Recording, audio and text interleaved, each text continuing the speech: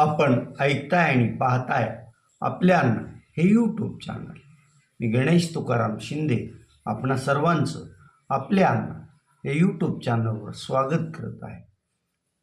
धाराशिवच्या नागरिकांच्या समस्या वर्षानुवर्ष कायमच आहेत असंच चित्र आहे.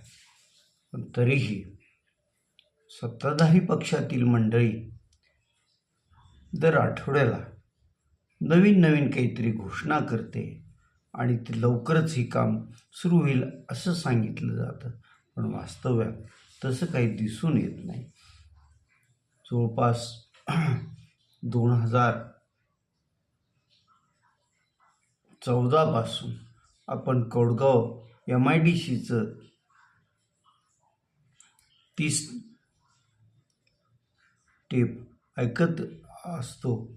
कधी तिथं कॉटन हब व्हायचं असतं, कधी तिथं सोलार सिटी म्हणजे सोलार एनर्जीचे मोठे प्रकल्प होणार असतात.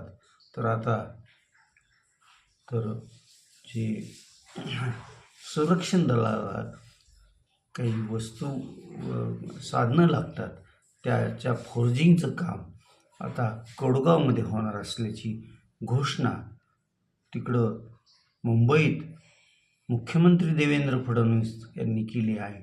आणि ज्या मित्रचे देवेंद्र फडणवीस अध्यक्ष आहे त्या मित्रचे उपाध्यक्ष असणाऱ्या तुळजापूरचे भाजपचे आमदार राणा जगजितसिंह पाटील यांनीही काल पत्रकार परिषद घेऊन त्याची घोषणा केली आहे.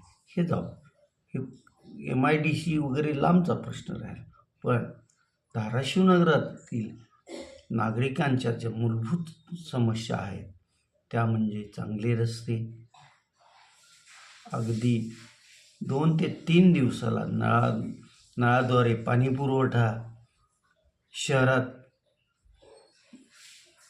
मुख्य रस्त्यावर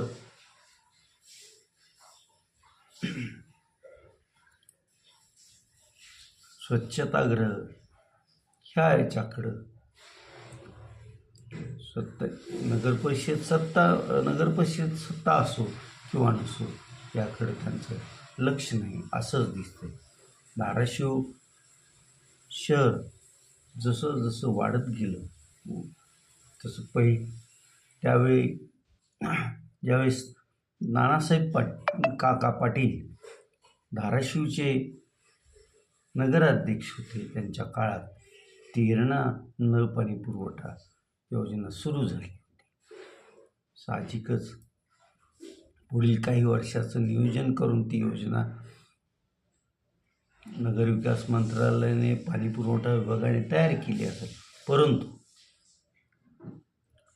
पावसाची अनिश्चितता यामुळं अनेक वर्ष सलग काही वर्ष चांगला पाऊस परत आवर्षण अशा परिस्थितीमुळे तेरणा पाणी पुरवठा योजनेतून म्हणावं तसं पाणी शहराला पुरत नव्हतं. उपळ्याच्या तलावातून पण पाणी पुरवठा योजनाचं हे होतं, त्यातूनही ते शक्य नव्हतं. मग वलगुडच्या तलावातून पण पाणी आणण्यात आलं. त्याच्यानंतर जे रुईभर देवळाईच्या दरम्यान तलाव आहे त्यातून पण पाणी आणण्यात आलं, तरी शहराची समस्या तशीच होती. मग थेट मूळच्या पलीकडून म्हणजे नायगावच्या जवळ असलेल्या रायगावन प्रकल्पातून पाणी धाराशिव शहराला आणण्याचा प्रयोग पण करण्यात आला, पण तरीही परिस्थिती जैसे तेच होती. त्यानंतर मग उजनी पाणी पुरवठ्याची योजना आकारास आली आणि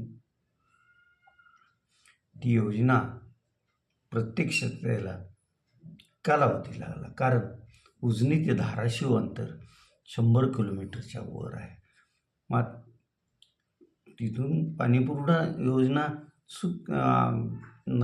अंतरण्यात आले, जागोजागी पंपिंग स्टेशन करण्यात आली, परंतु धरण पातळीपासून धाराशिव शहर किती उंचीवर आहे याचा अभ्यास केला होता की नव्हता, त्यामुळं ह्या पाणीपुरवठा योजनेत सतत पाईपलाईन फुटीचे लिकेजचे प्रकार घडत असतात.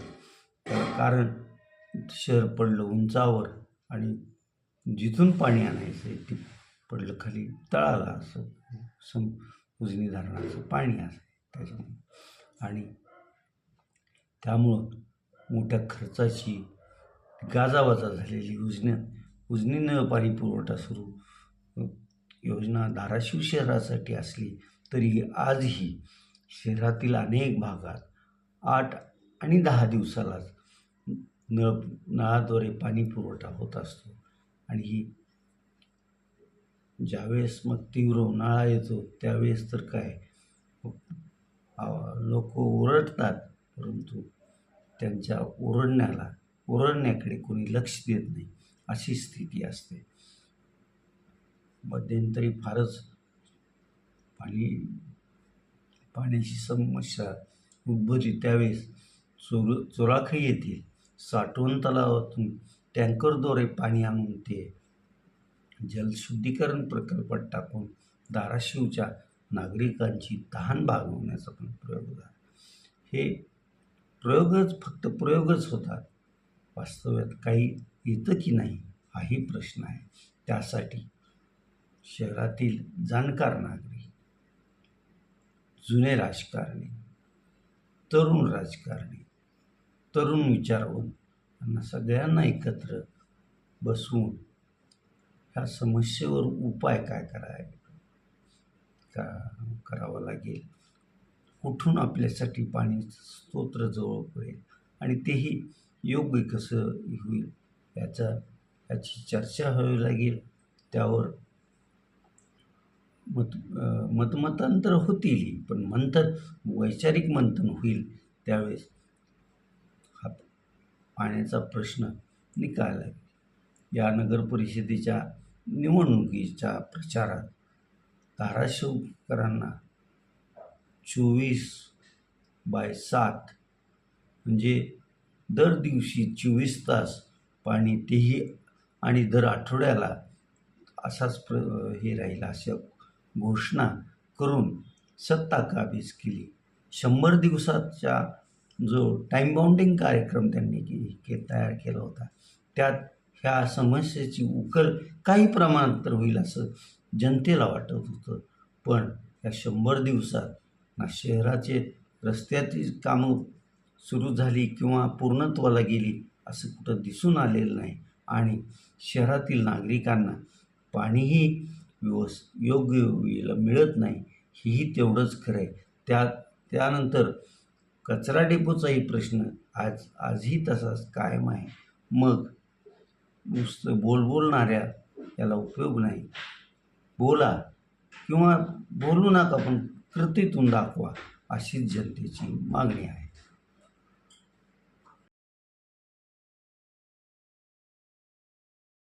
टाटा IPLचा यंदाचा हंगाम सुरू आहे. काल चुरशीचा असा गुजरात टायटन्स आणि रॉयल चॅलेंजर्स बेंगळुरू यांच्यात सामना झाला. प्रथम फलंदाजी करताना गुजरात टायटन्सचा सलामीवीर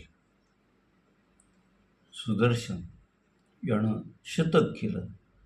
त्यामुळं त्यांच्या 20 षटकात 3 बाद 205 अशी धावसंख्या त्यांना करता आली.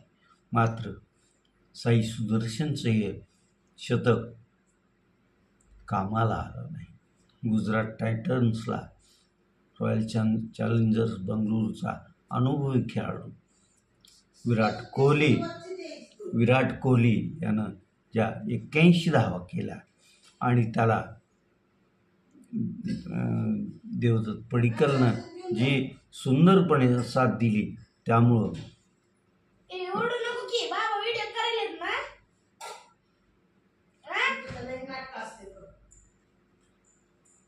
रॉयल चॅलेंजर्स बेंगळुरूनं 7 चेंडू राखून 5 गड्याच्या मोबदल्यात गुजरात टायटन्स धावसंख्या पार केली आणि शानदार विजय मिळवला.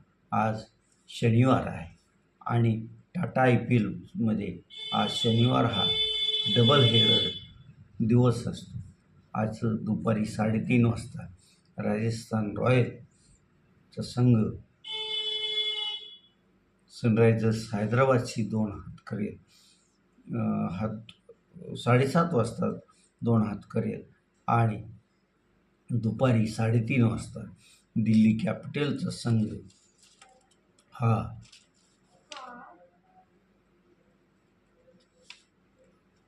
पंजाब किंग्सशी भिडेल. तर या दोन्ही सामन्यांचा निकाल काय येतो हे आपण उद्या सकाळीच पाहूया. धन्यवाद.